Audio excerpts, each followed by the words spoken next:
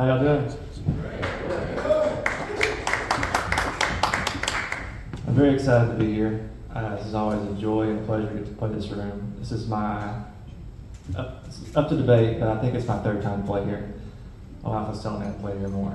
I got the feeling for someone back in the COVID days, and I had a great show back in 2021 here. And I'm very excited to be here with Adam because he's one of my favorite songwriters. And the reason I say that is because this first song, when I heard Red Bandana Blues, I thought of two friends of mine, and I showed it to them, and they fell in love with the song because the song is about them. They are those two characters. And when I decided to start writing songs, I already had those characters. I knew I needed to write a song about them. And I wanted to be a regional songwriter as well, so I wanted to write about where I was from. And I thought about the Sabine River. I'm from White Oak. And I wanted to write a song that was as dark and dirty as the river. And I already had my characters, and I had my setting, so I just had to put a story to it. And that's where this story came from. It's called Sabine River Blues.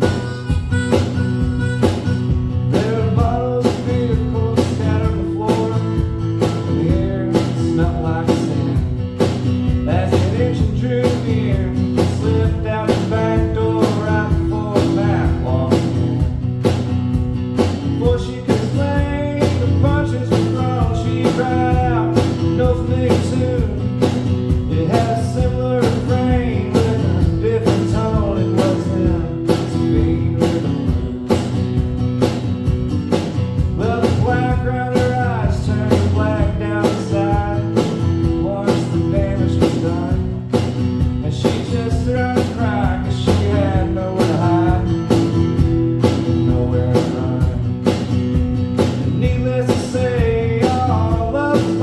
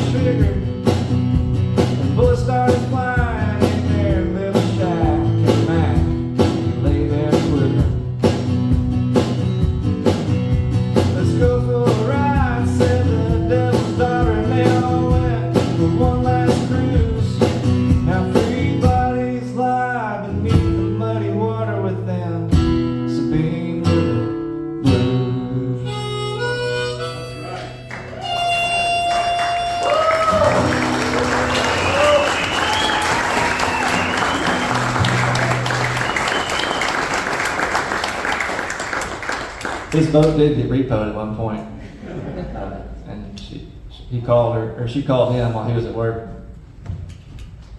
Let him take it. It's not going to make for a very good story though. So. But I am very thankful to be here. Usually, I don't play these very often. I usually play people eating cheeseburgers, and that's kind of what I do. And so this is a song about playing for people eating cheeseburgers.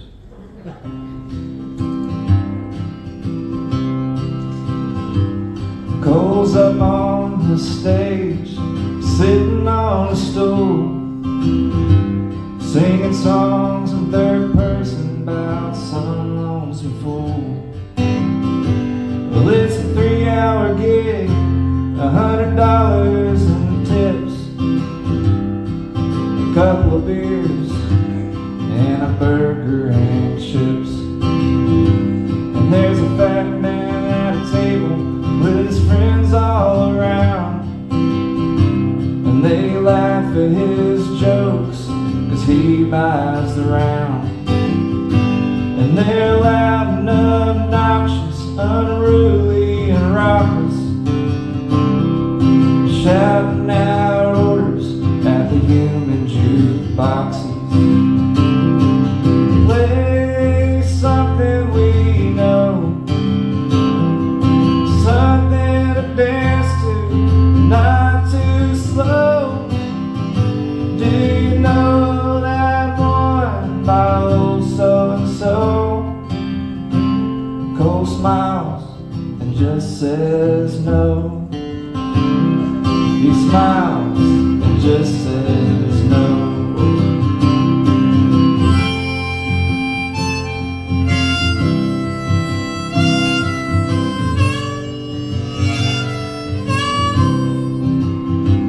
Cole's watching the Rangers up on the big screen, trying to remember the next words to sing. And the crowd starts cheering when the song's done. Or maybe they were cheering for the Seager home run. Yeah, I think they were cheering for the Seager home run. Play something we know, something to dance to, not too slow. Do you know that one by old so-and-so? Cole smiles and just says no. He smiles and just says no. Play something we know, something to dance to, not too slow. Do you know that one by David Allan Coe? And Cole lies and just says no. For $20, you just might know.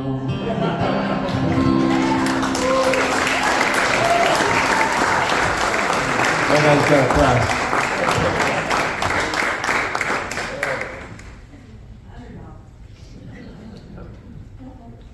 Inflation.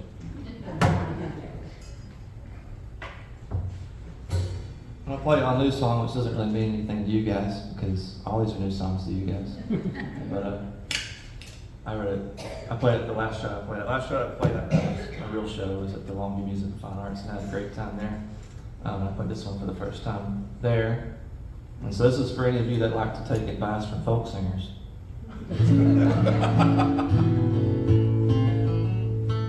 I used to work with people in an office. I don't anymore, but we would get snarky emails from architects or city officials or something, and we would all come together and we would type up what we wanted to say back, and it'd be full of snark and everything else. And we would read it, we would laugh about it, and we would delete it, and then write back a very appropriate, professional response. And I kind of took that and kind of made it into a song.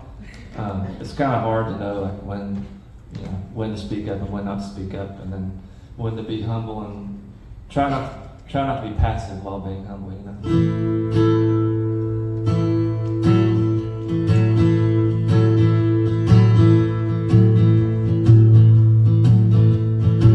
That post and the guy you know who doesn't have a clue and he lets it show. Don't be thinking you have to go shine a light for all to see. Don't sit down to its height. Let it be enough to know you're right. Nobody wins in a keyboard fight, so take a lesson from me. Write it, read it, delete it, is my advice for your friend. Really give them all you got, just make sure you don't hit sin. Write it, read it, delete it, you'll feel better in time. There's nothing that you do or say will ever change their mind. Get that rude work email.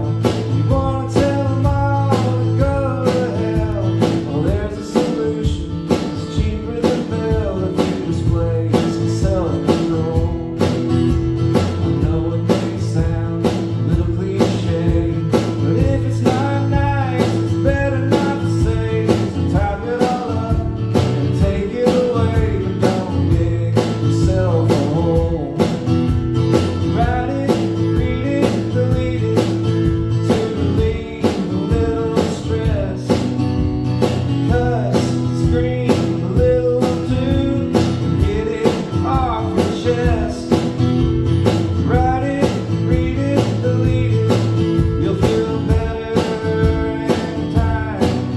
There's nothing that you do or say will ever change their mind.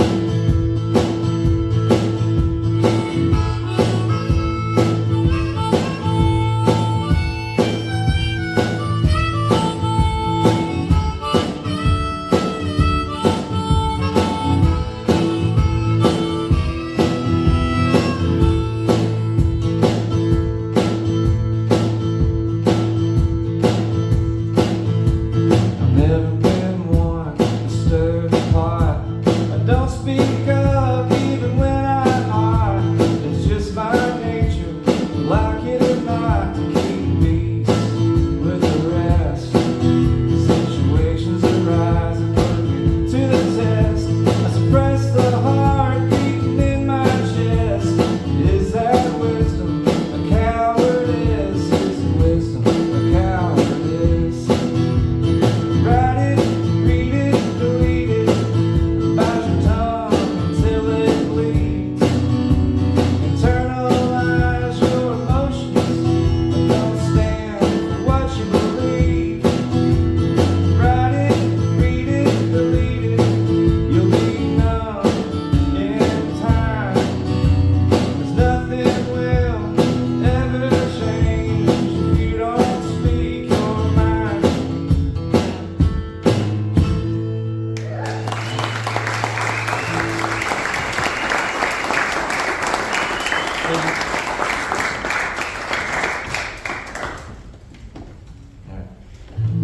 I try to keep it pretty light usually when I'm opening. Just, I let Adam and Chris do all the heavy hitting, and I'll just kind of make joke songs, you know. I'll do one serious one. Let's go. But it's not what I got hemmed up.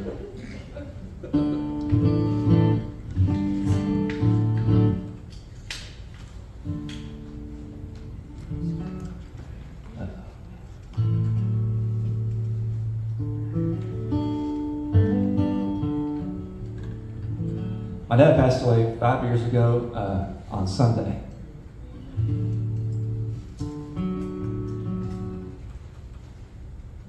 So I'm gonna talk about this.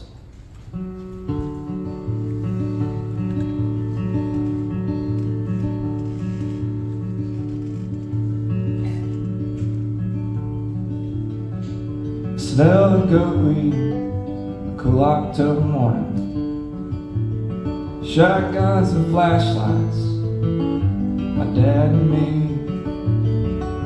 You lead the way to clear the spider webs on down to the core land north of Johnson Creek. Along the main trail was an old oak tree. It stood like a tower between my 12-year-old eyes. The roots forked just right, make a couple of seats. We all sit together and watch the woods come alive, and the peace of God that passes all understanding engulfs the morning as a mockingbird sings. You can feel his face shining down upon us, sitting in his presence beneath the old oak tree.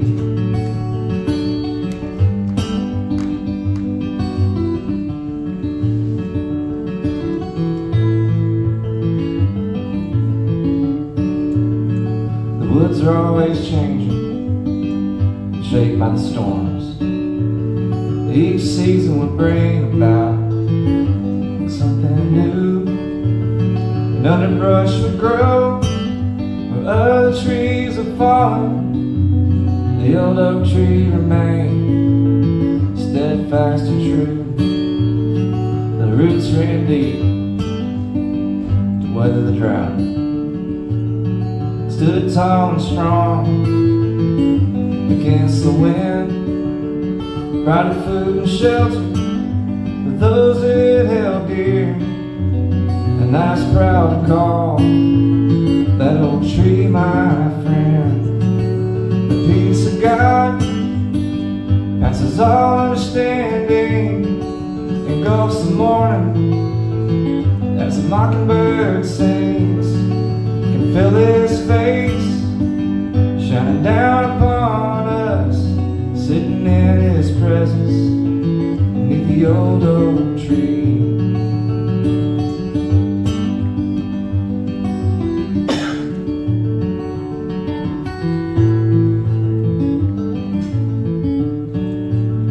My dad left this world way too soon.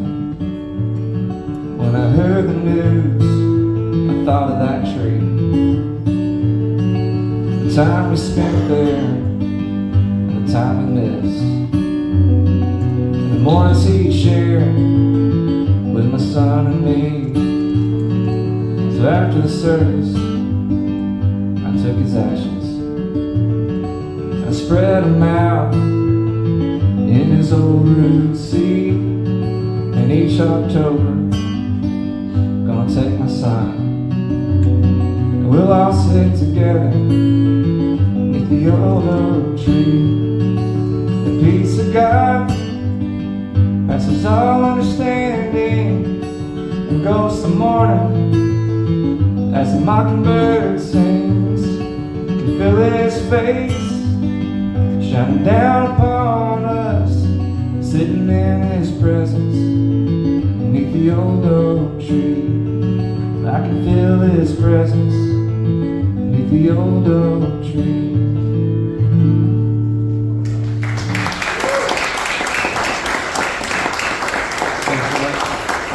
Kevin, got that time for 2-1? 2 or 1? 2? Okay. Alright, cool. You want something silly, serious, or sweet? Something you can dance to. Okay. Like so.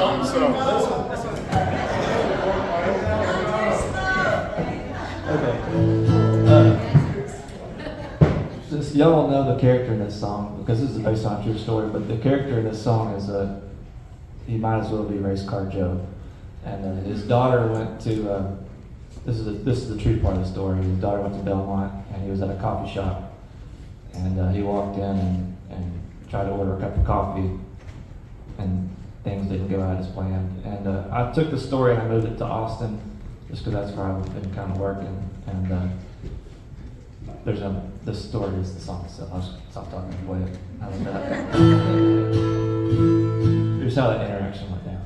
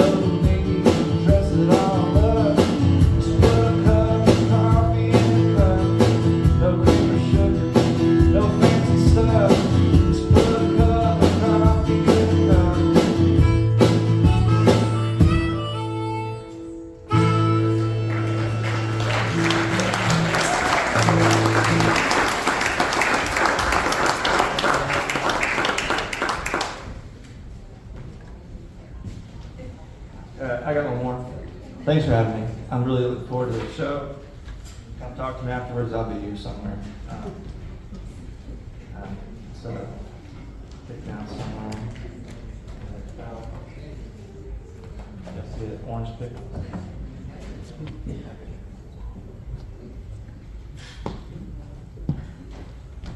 Nope. All right. No thought here.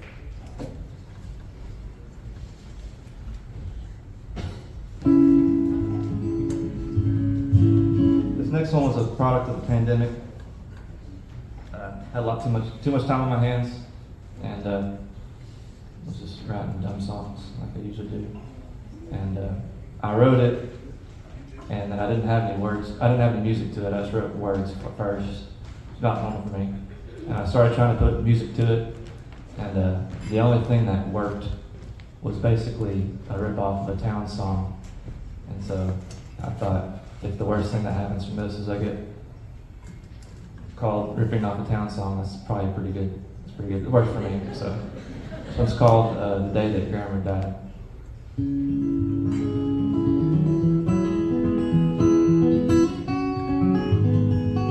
Sounds way cooler when I have my thumb pick, but it's hiding somewhere on the stage.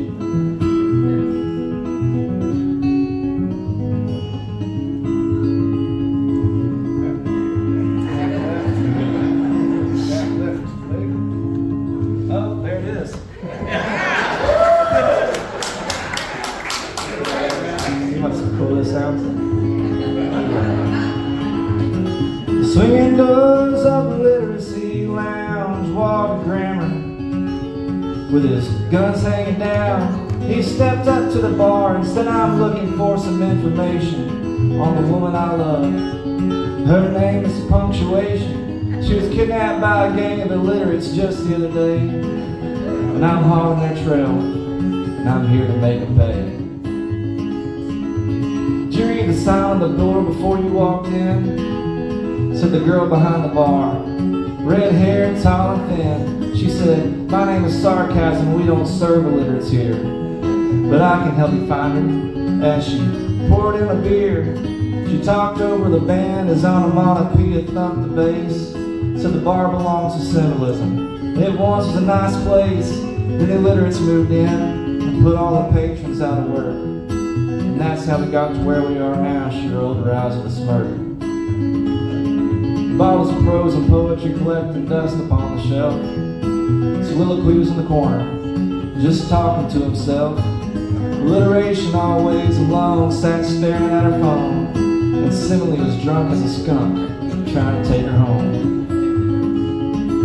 Saw her sip of gin, puffed on a smoke, hand in hand with humor, as he cracked the dirty joke. An illusion kept quoting movies that no one seemed to know. Grammar had seen enough, and he knew it was time to go. Sarcasm mentioned a bar on the wrong side of town, where Grammar just might find the illiterates hanging around. Foreshadowing was nearby, with his faraway stare, and he warned Grammar to stay far away from there. But passion is irrational, and pride doesn't back down. So Grammar sat and headed across town.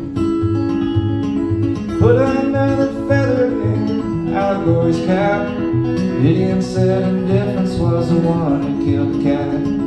Grammar wrote down punctuations like a movie without scenes. In the end, no one knows what it means.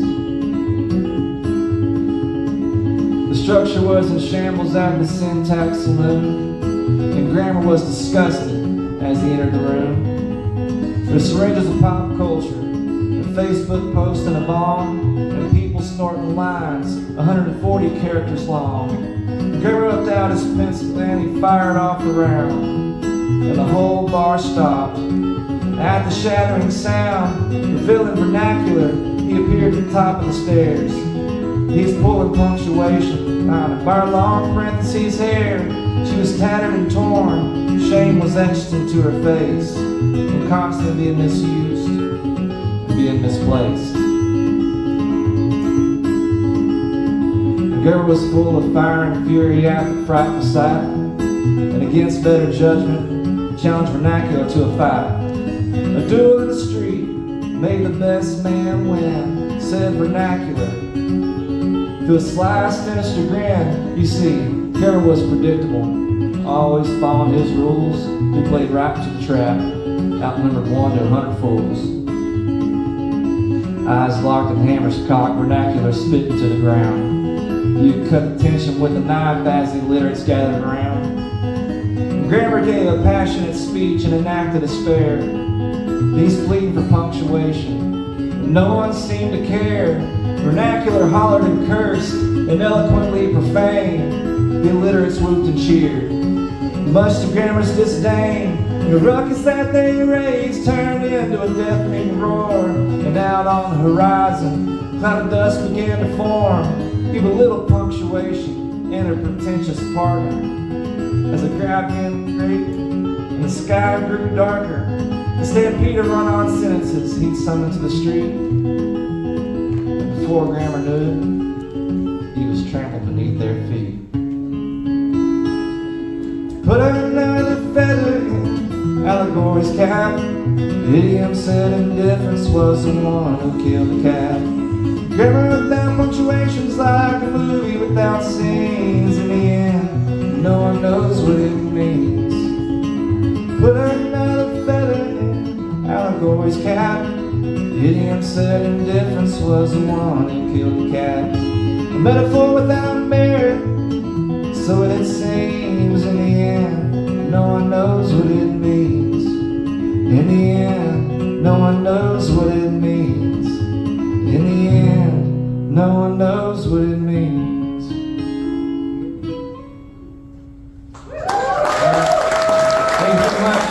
Mayor, yeah, okay.